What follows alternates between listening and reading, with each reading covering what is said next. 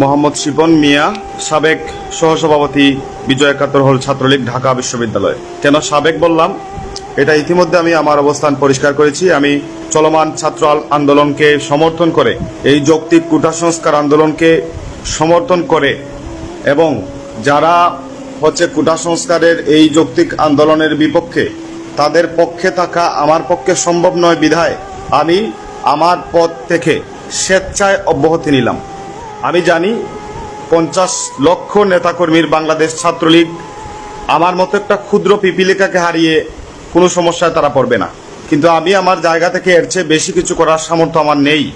আমি জীবনে আমার দলের সাথে আমি বেইমানি করি নাই, আমি ছাত্রলীগের সাথে জীবনে বেইমানি করি না। অনেকে মনে করতে পারে যে আমি মনে হয় সুযোগের সন্ধানে এখন চেঞ্জ করতেছি। না, আমি আমার দলকে প্রচন্ড ভালোবাসতাম। আমি আপনাদেরকে একটা তথ্য দিয়ে রাখি। আপনারা ছাত্রলীগের শিপন, মানে ছাত্রলীগের শিপনকে আমি ফটোশুটে বিশ্বাস করি না, আমি মন থেকে ভালোবাসতাম, ত্যাগ স্বীকার করেছি ছাত্রলীগের জন্য। কিন্তু আজকে আক্ষেপ করে বলতে হয়, আমি প্রধানমন্ত্রীকে যথেষ্ট শ্রদ্ধা করি এবং এখন পর্যন্ত শ্রদ্ধা করি, কিন্তু তিনি যে কথাটা বলেছেন সেটা কোনোভাবেই কাম্য নয়। আমি জাতির শ্রেষ্ঠ সন্তান হিসেবে, ঢাকা বিশ্ববিদ্যালয়ের শিক্ষার্থী হিসেবে অন্ততপক্ষে আমার এই বিষয়টাতে সায় দেওয়া উচিত নয় মনে করেছি। আমি মনে করেছি পিএম যে বলেছেন তার পিয়নের 400 কোটি টাকার মতো আছে। হুয়েভার, পৃথিবীর এমন কোনো পিএম দেখাতে পারবেন যার পিয়নের 400 কোটি 500 কোটি টাকা থাকে? ইম্পসিবল ভাই। অনেকে হয়তো চাকরির প্রিলিতে ঠিকছেন, অনেকে রিটেনে ঠিকছেন, অনেকে ভাইবা দিবেন, যার কারণ ন্যায় কথাটা মুখে আসছে, বুকে আসছে, কিন্তু মুখে আসছে না।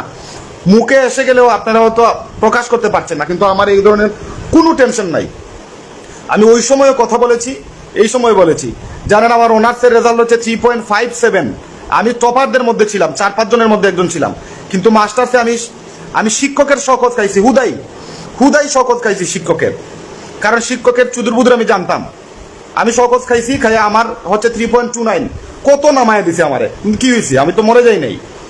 অন্যায়ের বিরুদ্ধে প্রতিবাদ করে শেখ মুজিবুর রহমান জীবনের 14 বছরের বেশি সময় তিনি জেলখানার অন্ধকার প্রকোষ্ঠে কাটিয়েছিলেন। ক্ষুদিরাম জীবন দিলেন, নেতাজি জীবন দিলেন, সূর্য সেন, প্রীতিলতা তিতুমির, যার কথাই বলেন সবাই জীবন দিলেন। আর আমি আলাদা তুচ্ছ একটা রাজনৈতিক দলের, ছাত্র দলের, একটা ছাত্র সংগঠনের একটা পোস্ট আমি ছাড়তে পারবো না। মানে আমি তো এতটা নির্বুধ নই ভাই, আমি তো এতটা নির্বুধ নই। আমার উজ্জ্বল ভবিষ্যৎ হয়তো আপনারা বলবেন যে এটা কি আবেগে করে ফেললো। না, আবেগ না, এটা দীর্ঘদিনের ক্ষোভের বহিঃপ্রকাশ। আমি এখন, আপনারা অনেকেই আমার ফ্রেন্ড লিস্টের ম্যাক্সিমাম জানেন আমি ছাত্রলীগকে কতটা পছন্দ করতাম। আমার এলাকার একটা অন্তরঙ্গ বন্ধু, বাল্যকালের বন্ধু, যার সাথে আমি একসাথে ন্যাংটা হয়ে পুকুরে গোসল করতাম, এরকম বন্ধুকে ও ডিফারেন্ট আইডিওলজির, রাজনৈতিক আইডিওলজিতে বিলং করে। সে আমাকে একটা কমেন্ট করেছিল ছাত্রলীগের বিরুদ্ধে বলে, আমি তার সাথে আজ পর্যন্ত সেকেন্ড ইয়ার থেকে নিয়ে শুরু করে আজ পর্যন্ত তার সাথে কথা বলি না। আমি তাকে ফেসবুকে যে ব্লক করে দিয়েছিলাম, তার সাথে আমার সরাসরি দেখা হলে কথা হয় না। এরকম বন্ধু আমি ত্যাগ করেছি ছাত্রলীগের জন্য।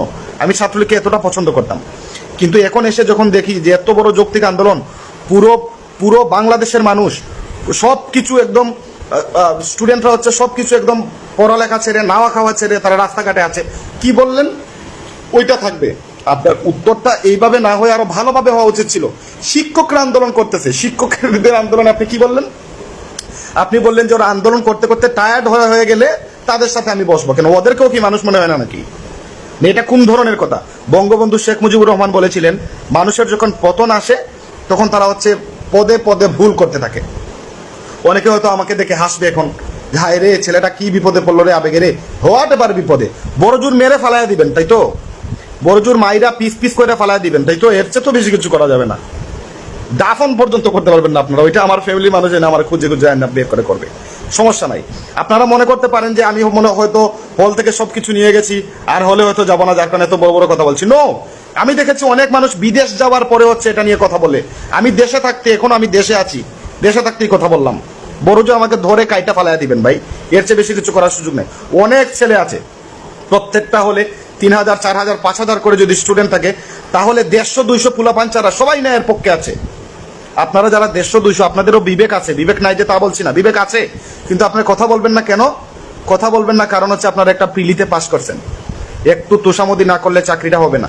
রিটেনে কেউ পাস করছেন, হবে না। আপনি যদি এখন ন্যায়ের পক্ষে কথা বলেন, আপনি হল থেকে বের করে দেওয়া হবে আপনাকে, আপনি হলে থাকতে পারবেন না। আমি বর্তমান সহসভাপতি ছিলাম, আমি হলে আরো 4 বছর থাকতে পারতাম, কিন্তু আমি আমার একটা ছোট ভাইকে রুম টেক করে 1 বছর আগে হল ছেড়ে দিছি। আপনারা 50 লাখের নেতাকর্মীর সংগঠনে অনেক বড়, কিন্তু পুরা বাংলাদেশে যে ছাত্র সমাজ জাগছে তারা 2-3 কোটির কম হবে না। এই যে আপনারা 50 লাখে পুরো সিস্টেমটাকে চেঞ্জ করে দিলেন, এটা হবে না। বর্তমানে আন্দোলন কেন হয় না জানেন? আন্দোলন সফল হয় না কারণ আমরা রক্ত দেওয়ার মানসিকতা নাই, আমাদের জীবন দেওয়ার মানসিকতা নাই। ক্ষুদিরামের আন্দোলন সফল হয়, তিতুমিরের সফল হয়, বঙ্গবন্ধু সফল হয় কেন? তারা মরার জন্য প্রস্তুত ছিল। বুলেটের সামনে বুক পেতে দেওয়ার মানসিকতা যাদের নাই, তাদের আন্দোলন করার কোনো যৌক্তিকতা নাই, আন্দোলন সফলও হবে না। এজন্য মুখের মধ্যে চুইংগাম চিবাতে চিবাতে নেতারা বলবে যে ওরা টায়ার্ড হয়ে গেলে আমরা ওদের সাথে বসবো। মানে আন্দোলন করতে করতে টায়ার্ড হয়ে যাক। আগে অনশন করলে ডাবের পানি খাইয়ে অনশন ভাঙা হতো, আর এখন অনশন করলে বাল দিয়েও গুনে না।